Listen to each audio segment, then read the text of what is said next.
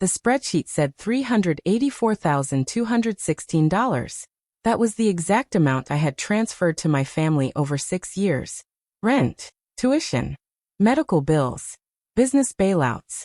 The same family that laughed at me at gatherings and called me desperate to impress. At my cousin's engagement dinner, while they joked about how I buy loyalty, I finally responded. I didn't raise my voice. I just said one sentence. And the table went silent. By the time Nafisa turned 28, she was earning more than anyone else in her family. She had built her logistics analytics company from the ground up, working late nights, studying market data, and taking risks no one else was willing to take. While others doubted her career choice, she stayed focused. Slowly, her company grew. Contracts increased. Her income changed. And without anyone officially saying it, her role in the family changed too. It started when her father's small business failed. A supplier deal collapsed, loans piled up, and within months the shop had to close. The house became tense. Bills stacked on the dining table. Conversations turned quiet when Nafisa walked in. One evening, her father called her into the living room and explained the situation. He didn't directly ask for money. He just said, "You're doing well. We are proud of you." The message was clear. Soon after, Zuri, her older sister, began struggling with unstable jobs. She would work somewhere for a few months, then quit or get laid off. Rent fell behind. Credit cards maxed out. Every crisis somehow reached Nafisa. At first, she didn't hesitate. She told herself this was temporary. Family helps family. That's what she had always been taught. The requests were never written down. No contracts. No repayment plans. Just emotional pressure. It's just until next month. You know how hard things are. If you don't help, who will? Each time, Nafisa transferred money quietly. She paid overdue electricity bills. She cleared tuition balances. She covered emergency repairs. She didn't post about it. She didn't remind anyone. She believed support should be silent. But the pattern didn't stop. The more she earned, the more responsibility slowly shifted onto her shoulders. Family dinners began to include subtle comments like, "Nafisa will handle it." Decisions were made with her wallet in mind, even when she wasn't part of the discussion. If something went wrong financially, everyone looked at her. No one officially called her the provider. There was no family meeting, no agreement. Yet the expectation became permanent. When relatives spoke about responsibility, their eyes turned to her. When money was tight, her phone rang. It was never presented as a choice. It was framed as duty. Nafisa never complained in the beginning. She told herself she was strong enough to carry it. She believed things would stabilize once her father recovered and Zuri found stable work. But deep inside, something slowly shifted. She realized she was no longer just a daughter or a sister. She had become the safety net.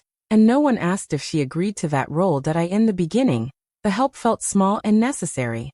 Nafisa told herself she was only stepping in during emergencies. The first transfer was to stop the electricity from being cut off at her parents' house. She still remembered the message from her father with a photo of the red notice on the door. The amount was not huge, and she paid it the same day. She felt relieved knowing the lights would stay on. After that came tuition balances for a younger cousin who was about to be sent home from school. Then an overdue mortgage payment that was already past the final warning stage. Each time, the situation sounded urgent. Each time, Nafisa responded quickly. She did not argue. She did not delay. She simply opened her banking app and transferred the money. But slowly, the numbers began to grow. What started as a few thousand became tens of thousands. Repairs turned into loan settlements. Short-term help became full debt coverage. Zuri called one evening saying her landlord was threatening eviction. Nafisa did not send the money to Zuri directly. She wired it straight to the landlord. When her father said the bank was calling daily, she transferred funds directly to the bank branch handling the account. She made one quiet rule for herself: no cash handovers, no pague premises. Every payment would go directly to the source: landlords, banks, schools, creditors. If she was going to carry this weight, it would be structured. She also saved everything.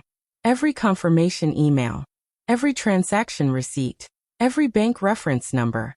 She created folders on her laptop labeled by year. She kept spreadsheets with dates, amounts, and reasons. It was not because she planned to fight. It was because she believed in clarity. To her family, it looked like generosity. To Nafisa, it was financial intervention. She never called it a gift. She never said, "Don't worry about paying me back." She simply paid and moved forward. But in her records, the total kept rising. And with each new transfer, the unspoken expectation became stronger. Helping once felt kind. Helping repeatedly started to feel permanent. Even after everything Nafisa was doing for the family, the way they spoke about her never changed. At gatherings, she was not praised for her hard work. She was questioned. Relatives would look at her and say, "You work too much." Some would ask why she was still unmarried at her age, as if success meant nothing without a husband. They said she was too focused on money, too serious, too independent. Nafisa would sit quietly and smile, even when the comments felt sharp. She had paid school fees that week. She had cleared a loan the month before. Yet no one mentioned those things. Instead, they talked about how she dressed too formally, how she traveled alone for business, how she seemed different from the rest of them. Zuri made it worse. Whenever someone thanked Nafisa for helping, Zuri would quickly add, "She likes doing that. It makes her feel important." The room would laugh. The statement sounded light, almost playful, but it carried weight. Slowly, the story about Nafisa began to shift inside the family. It was no longer that she was responsible. It became that she was insecure. If she paid a bill, it was because she wanted control. If she offered advice, it was because she thought she was smarter. If she stayed quiet during arguments, it was because she believed she was above them. Zuri often said, "Money isn't everything," especially after Nafisa covered another financial crisis. The message was clear. Nafisa's discipline was being turned into arrogance. At family dinners, when conversations about relationships came up, someone would say, "Maybe if you didn't focus on work so much, you'd be married by now." Another would add, "Success is nice, but happiness matters more." Nafisa knew what they were implying. They were saying her life choices were empty. The strange part was that the same people who mocked her lifestyle depended on her income. The same voices questioning her priorities were calling her privately for help. But in public, the support she gave was reduced to ego. Over time, Nafisa noticed something painful. No one defended her. Not even her parents. When jokes were made at her expense, they stayed silent.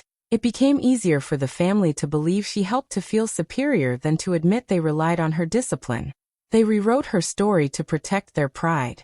And Nafisa watched it happen, quietly understanding that gratitude was being replaced with criticism. The engagement dinner was supposed to be a happy night. The house was full of relatives, bright lights, expensive food, and loud conversations. Nafisa had even helped pay for part of the event when her aunt said the budget was tight. She arrived dressed simply, greeted everyone politely, and took her seat near the end of the long table. At first, everything felt normal. People were eating, talking, and congratulating the couple. But as the night went on, the jokes started, the kind that were always aimed at her. Someone asked why she came alone. Another person said she probably scheduled the dinner between business meetings. A few people laughed. Nafisa smiled politely like she always did. Then one comment changed everything. A distant uncle, already comfortable and loud after several drinks, raised his glass and said, "Let's clap for Nafisa too. She should budget for applause since she loves attention so much." He looked directly at her and added, "After all, she never helps without making it known." The table burst into laughter. For a second, Nafisa thought someone would correct him. Someone would say that she never once mentioned the money she gave, that she had quietly paid bills and covered debts without public announcements. But no one spoke. Zuri smirked and said, "He's not wrong. She likes being the hero." More laughter. In that moment, Nafisa felt something shift inside her. It wasn't anger. It was clarity. She looked around the table at the same faces she had protected from eviction notices and debt collectors. The same people who called her late at night when banks were threatening legal action. Now they were laughing as if her support was a performance. Her parents stayed silent. They didn't defend her. They didn't even look at her. The noise around her continued, but it felt distant. She realized that her silence had allowed a new story to grow. One where she was not the support system, but the attention seeker. The comment was meant to be a joke, but it crossed a line. It wasn't about teasing anymore. It was about disrespect. And for the first time, Nafisa stopped smiling. The laughter was still echoing around the table when Nafisa slowly reached for her phone. She did not rush. She did not react with anger. Her face was calm, almost unreadable. The people sitting close to her thought she was ignoring the joke like she always did. But this time was different. She unlocked her screen and opened a folder she had created years ago. Inside it was a simple spreadsheet. Dates. Names. Amounts. Nothing emotional. Just numbers. She stood up gently so her voice would carry across the table. The room slowly quieted, not because they expected a confrontation, but because they were curious. In a steady voice she said, "If I stop today, which one of you covers the remaining $384,216 I've already paid on your behalf?" Silence. At first, some people smiled, thinking she was continuing the joke, but her face did not change. She turned her phone screen toward the center of the table and repeated the number clearly. $384,216. Now no one was laughing.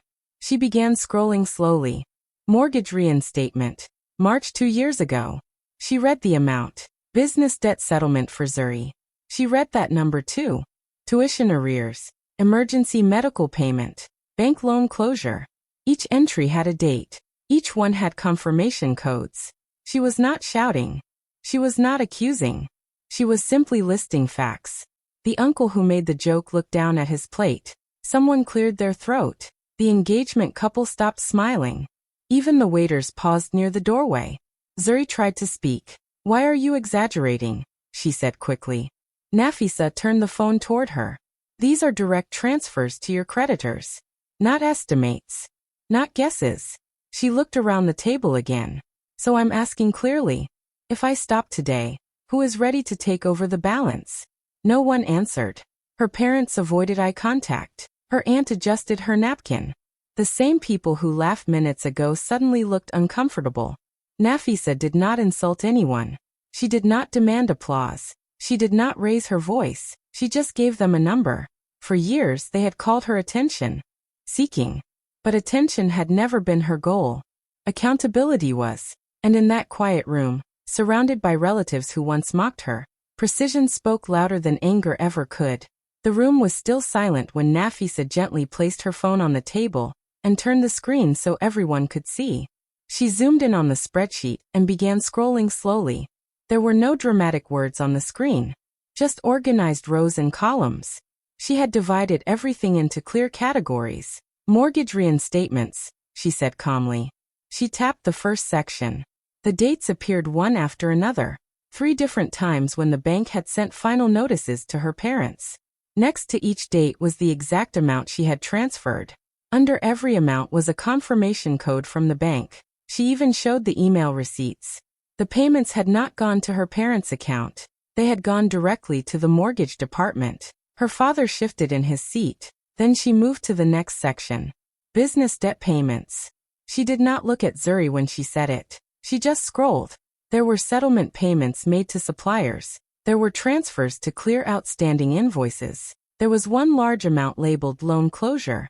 Every entry had a timestamp. Every transaction showed the receiving account name. Zuri tried to speak again. "You didn't have to do that," she said quietly. Nafisa nodded once. "You're right. I didn't." She continued scrolling. The next category was labeled education. These were private school arrears for 2 cousins. One payment stopped a suspension notice. Another cleared exam registration fees that were past deadline. She opened the digital receipts from the schools. The official letterheads were visible. The paid stamps were clear. Then came emergency medical. A hospital deposit made at midnight. A pharmacy transfer. An ambulance charge. Each one backed by digital proof. No estimates. No rounding up. Exact figures. She even showed her bank app history, matching the spreadsheet totals. Every number aligned perfectly. It was not a story she created that night. It was a record built over 6 years. The total at the bottom of the sheet remained unchanged, $384,216. The engagement decorations suddenly felt smaller. The bright lights felt harsh. The same relatives who once believed she was exaggerating could now see everything in clear detail. No one could argue with dates and confirmation codes. One uncle leaned forward and squinted at the screen, as if searching for an error. There was none. Her mother finally spoke softly. "Why did you keep all this?" Nafisa answered without emotion. "Because numbers don't forget." She had never announced her help publicly. She had never reminded anyone during arguments. But she had documented every step quietly. Now the story they created about her began to break. It was not generosity for applause. It was structured financial rescue. And every figure on that screen could be verified. After the receipts were shown, the energy in the room completely changed. Just minutes ago, people were laughing and making jokes. Now no one wanted to speak. The numbers on Nafisa's phone were too clear to ignore. They were not stories. They were proof. For years, the family had described her support as pride. They said she helped to feel powerful. They claimed she wanted control. But now, seeing the exact figures and official confirmations, that story began to fall apart. This was not small help. This was not emotional spending. This was structured financial rescue. She had stepped in during bank threats, school suspensions, and debt collections. She had protected reputations quietly. The assumptions were replaced by facts. Zuri felt the shift too. She straightened in her chair and forced a small laugh. "Okay, fine," she said, trying to sound relaxed. "You're making it look bigger than it is. Families help each other. Why turn it into a business report?" Some relatives nodded weakly, hoping to soften the moment. Nafisa did not argue. She did not defend herself again with words. Instead, she picked up her phone calmly. In front of everyone, she opened the family group chat. The same group where birthday wishes and holiday photos were shared. The same group where financial problems were often mentioned indirectly. She attached the full transaction summary.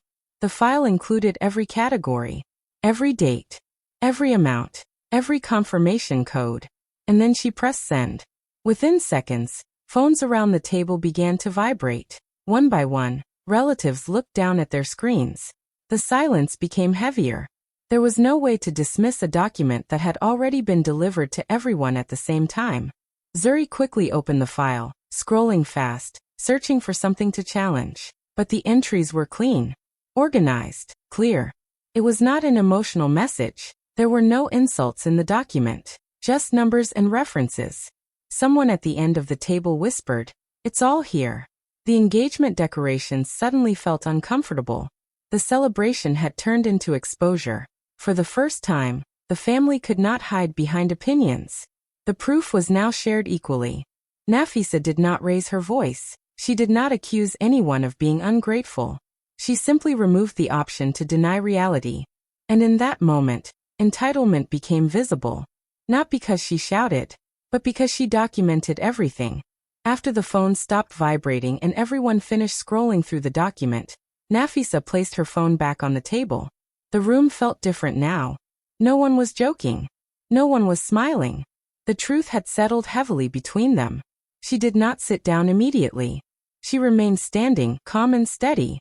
Her voice was not loud, but it was clear enough for everyone to hear. "Effective today," she said slowly.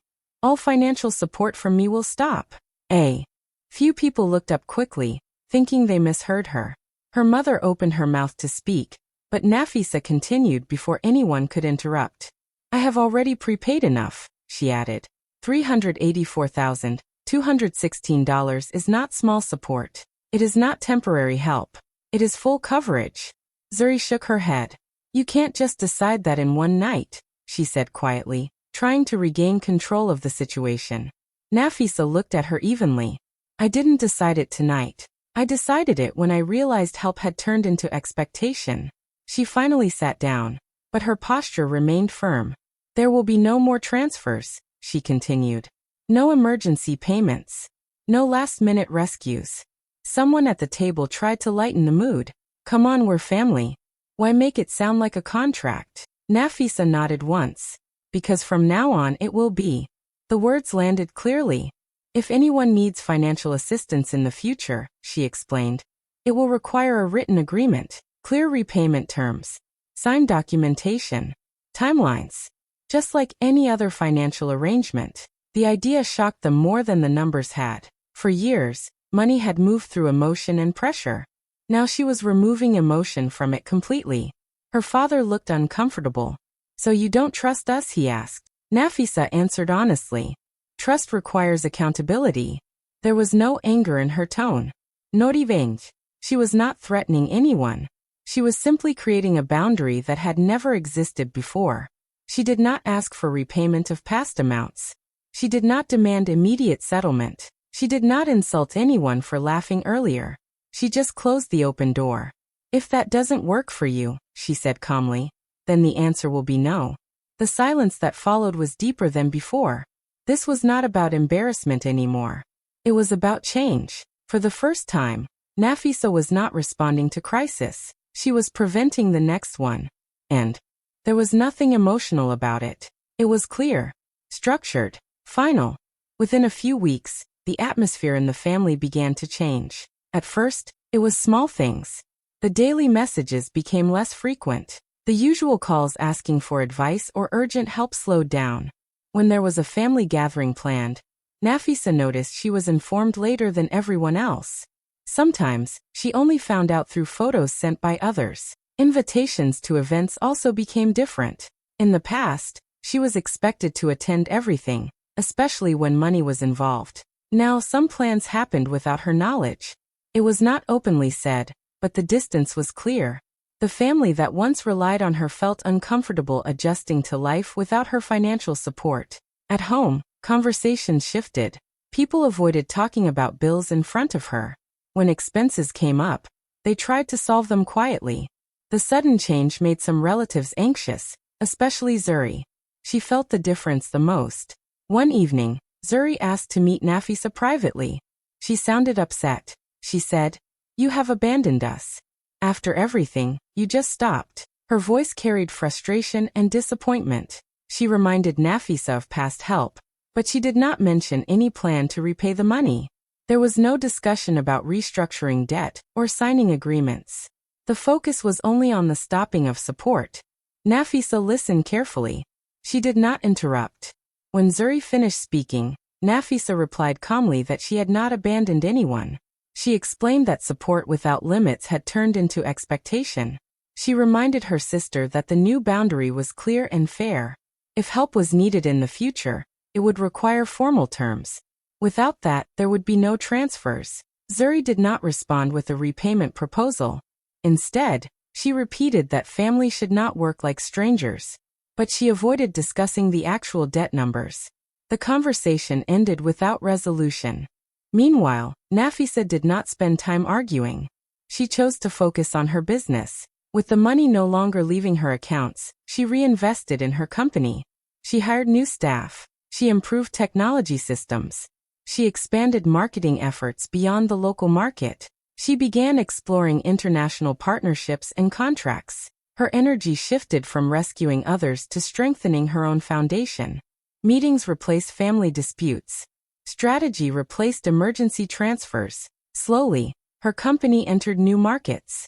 The fallout did not involve loud fights. There was no dramatic scene. It was quiet but noticeable. Relationships adjusted. Some distance remained. Yet Nafisa felt something new. For the first time in years, her future depended only on her decisions. And that change was powerful. Months passed after that night, and slowly, life inside the family began to adjust. At first, it was uncomfortable. Everyone had to think differently. When a bill came, they could no longer wait for Nafisa to solve it. When a financial problem appeared, they had to discuss it among themselves. There was no big argument, no public apology, no emotional reunion. Just a quiet reality. The support system they depended on was no longer available. Some relatives struggled in the beginning. They learned to manage their own budgets more carefully. Expenses were reduced. Extra spending stopped. Plans were delayed until money was actually available. It was not easy, but it forced responsibility. Over time, they started solving problems without immediately looking toward Nafisa. There was no dramatic collapse in the family. Life continued. Events still happened. Celebrations still took place. But now, everyone contributed equally. No one assumed that one person would carry the financial weight alone. The atmosphere became more balanced, even if it was different from before. Nafisa did not ask anyone to thank her. She did not send reminders of what she had done. She did not use the past payments as a weapon during arguments. She simply stepped back and allowed the system to reset. What she demanded was not applause. It was accuracy. She wanted facts to match reality. If someone claimed she never helped, the records could prove otherwise. If someone said she exaggerated, the documents could show the truth. She believed fairness begins with clear information.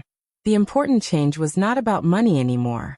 The transfers had stopped, but that was not what truly changed things. The real turning point was the documentation. For years, help moved quietly and informally. Once everything was recorded, categorized, and shared, the pattern could not continue in the same way. The spreadsheets, receipts, and confirmation codes created transparency. They removed confusion. They removed denial. And they removed the ability to rewrite the story. One sentence had started the shift. When she asked who would cover the remaining balance, it forced the family to see the full picture. That single question made the numbers visible. It changed the conversation from emotion to evidence. From that point forward, nothing could return to how it was before. Not because Nafisa stopped caring, but because she stopped carrying everything alone. And the pattern ended not with anger, not with revenge, but with documentation and one clear boundary spoken in a calm voice.